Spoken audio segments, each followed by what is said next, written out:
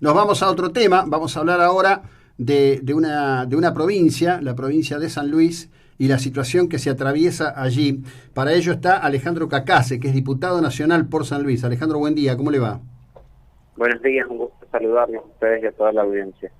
Bueno, yo he recordado varias veces para esta audiencia que en el momento de la crisis del 2001, la provincia de San Luis había llegado hasta plantearse renunciar a ser parte de la República Argentina. Esta vez no lo han hecho de manera expresa, pero prácticamente han constituido un Estado dentro de la nación argentina con reglas propias, ¿no?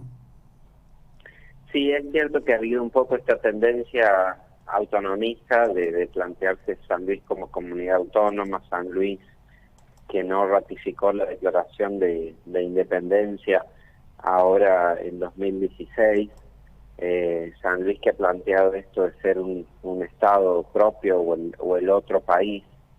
La verdad que no podríamos ser independientes de la nación, primero porque la propia población siente los lazos de nacionalidad con toda la Argentina y después porque también somos muy dependientes económicamente de nuestro sistema de federalismo fiscal y de la coparticipación.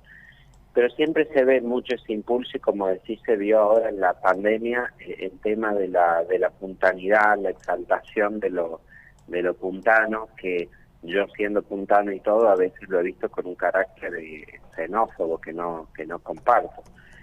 Como cuando se hizo, por ejemplo, el registro de empleo puntano, que se le pedía pagar impuestos a los que no fueran nacidos en San Luis para trabajar, lo cual lo impugné y después el INADI declaró discriminatorio, Claro. inconstitucional. Y ahora ha habido pero es importante esa forma en que lo marcas porque es un poco como se buscó enfrentar la pandemia primero diciendo, bueno, acá el virus no entra, los puntanos estamos sanos y el virus lo tienen los que están los de afuera y entonces de esa manera si ponemos controles policiales y cercamos la provincia el virus no va a entrar. Y la verdad que eso no funciona, es decir, salvo que uno se aísle completamente de la civilización, el virus entra, no reconoce esas fronteras ni controles policiales, así ha pasado en todo el mundo, y es lo que ha llevado a decir al propio ministro de Salud de la Nación, máxima autoridad en temas sanitarios, que las medidas de San Luis eran inútiles, inservibles.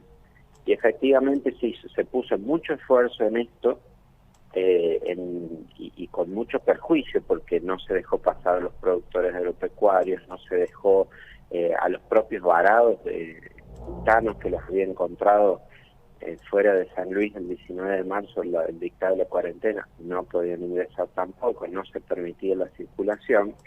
Esto trajo muchas dificultades, casos trágicos como el de las hermanas Garay que no pudieron llegar a ver a su padre morir y cuestiones humanitarias.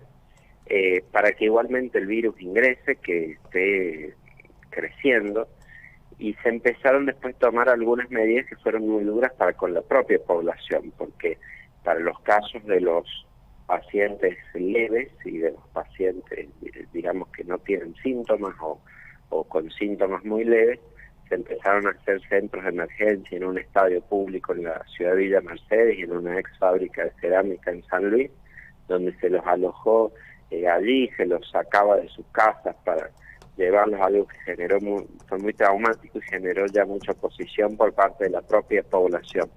Esto llegó a un punto que hubo mucho rechazo a estas medidas, así que en cierto sentido ha empezado un camino para desandar al menos algunas de ellas. Lo que pasa es que hay conflictos siempre en el tema de las rutas que han llevado a los cortes, por el bloqueo de las rutas nacionales, Ujú. primero cortes por los productores agropecuarios, ahora hace horas nomás ha culminado otro corte del sindicato de camioneros, ya que también hay problemas con los transportistas para poder pasar. Y bueno, tenemos el tema de que crecen los contagios, como crecen en todo el país.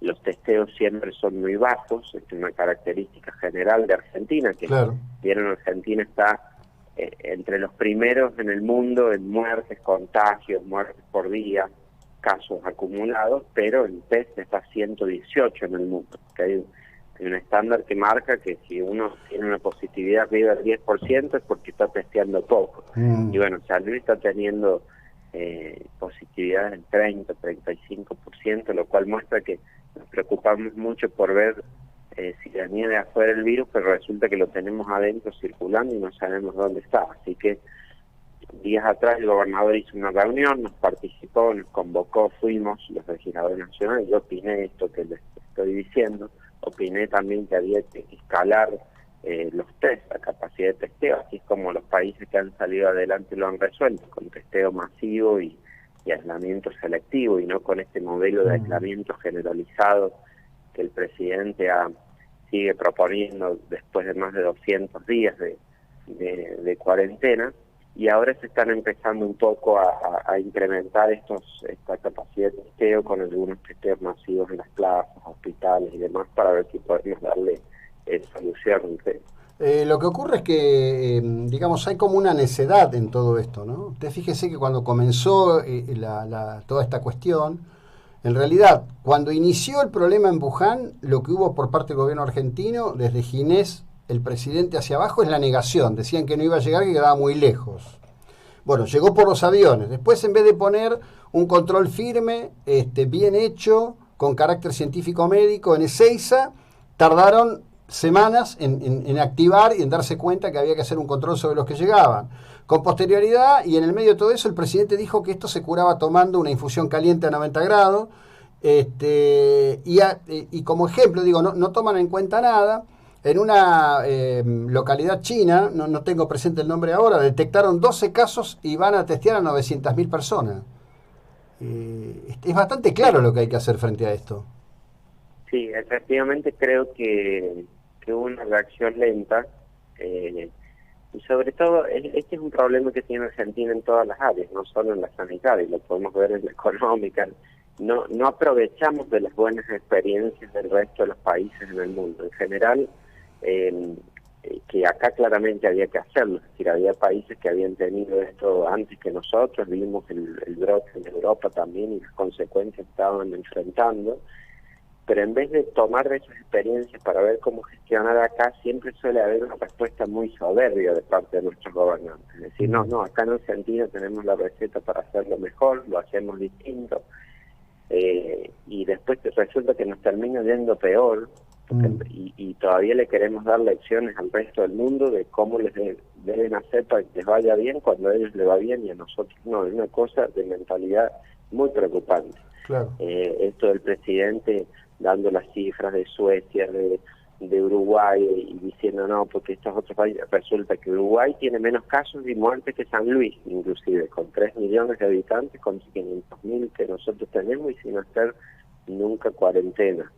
Y todos los países de los que se cuestionó en Europa, incluyendo Italia, han tenido menos casos de coronavirus que nosotros. Entonces, claramente me parece que hay que abandonar esa soberbia que tenemos para tantas cosas y de querer darle lecciones al resto del mundo, cuando la actitud más prudente sería ver lo que se hace en el resto del mundo y lo que se ha hecho en materia sanitaria en aquellos que han atravesado esto antes que nosotros y poder copiar las buenas prácticas. Sí, quiero cerrar con esto. San Luis tiene una presencia omnímoda de los Rodríguez Sá en la conducción política de la provincia. ¿Ese es un poder que sigue consolidado, no se erosiona? Porque parece un poder inoxidable realmente. Ocurre que cuando uno controla todos los resortes del Estado y por tanto tiempo y concentra a partir de eso poder económico, político, las distintas instituciones, hay un gran número de personas que son dependientes del Estado para sus ingresos, con los planes sociales, como ocurre en San Luis. También eso hace que la competitividad electoral también se disminuya, es un efecto de cancha inclinada que se le llama. Ya el oficialismo arranca prácticamente con la mitad de los votos por dependencia, ¿no? Esto está muy calculado por la ciencia política, muy estudiado, y hace que se terminen siendo regímenes democráticos, pero mucho menos competitivos o no plenamente democráticos, que no se da de alternancia de la misma manera que se da en una democracia libre. Diputado, gracias, buena jornada, muy amable. Gracias a ustedes, hasta luego. Bueno, seguimos en un instante. Estábamos hablando con el diputado Alejandro Cacases, diputado nacional por San Luis, una